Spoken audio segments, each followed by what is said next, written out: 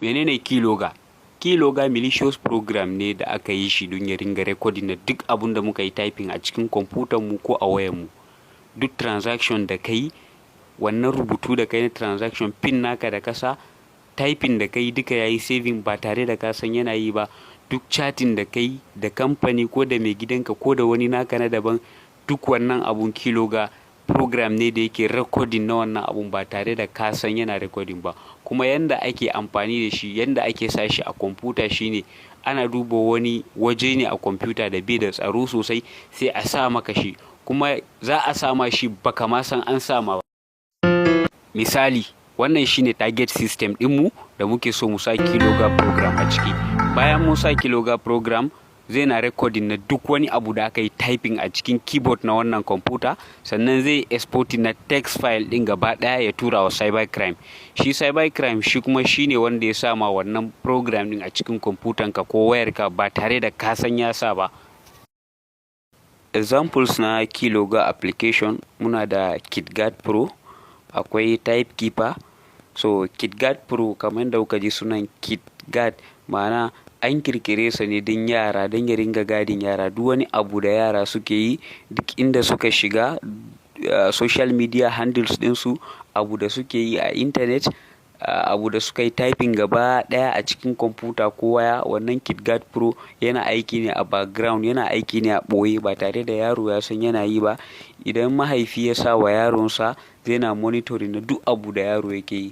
So hackers ko ce cybercrime suna amfani da wannan abun don su ringa monitoring na kwamfutocin mutane. Sannan muna da Typekeeper wanda shi za mu yi bayanin sa a wannan bidiyon, kasancewan shi ya fi sauki, features ɗin shi na da sauki, kuma ba mu son bidiyon ya yi tsawo, shi yasa muka zaɓi mu yi amfani da Typekeeper. Wannan application shine example na keylogger app. Amfaninsa shine duk wani abu da muka yi typing a cikin wayarmu, ko ma mene, transaction na bankinmu ne, details ɗinmu ne, chatting da muke yi ne da 'yan uwanmu, ko ma me, idan kai chatting kai typing nashi a wayanka, wannan application amfaninsa shine zai na saving na wannan abu.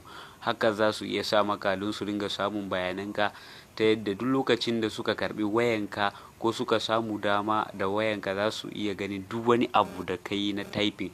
Misali yanzu ina adana abubuwa na like transaction details ɗina cikin note ɗina, ina shiga cikin note, zan danna nan wurin kamar da kuke gani, sai na ɗan yi rubutu. Misali zan rubuta pin ɗina, misali zan sa pin ɗina 66 haka, sai sa 6664 haka, misali sai in yi wani rubutu haka. Bayan na gama wannan rubutu, sai na fita daga note ɗina. So idan na shiga application ɗin nan na Typekeeper, za ku ga zan ga duk wani abu da na yi typing. Duk wani abu da na yi typing kamar yadda kuke gani, kun ga nuna karfe 8:40, kun ga a sama karfe 8:40, a nan sun sa har da second 31. So kun ga na yi typing, kuma ga abun da na yi typing nan, kun gan shi a nan wurin, ga shi nan abun da na yi typing jagwalgwalen nan. Idan na ga dama zan iya danna wannan alama da kuke gani na rage tsayin abun da na yi typing, ko kuma na ƙara abun da na yi typing don in gani. So a nan zan iya sharing nashi kamar da kuke gani, wannan na farkon zan kofa, wannan na biyu sharing, wannan deleting. So wannan application kowa ya duba wayan shi, duk wanda yake da shi, duk wanda ya ga akwai a wayan shi sai ya share, duk wanda bai da shi kuma, to wannan bidiyo mun koyar da shi ne don ilimi, ba wai don wani ya je sauke ma wani ko wata a waya ba don su ringa samun bayanansu ba.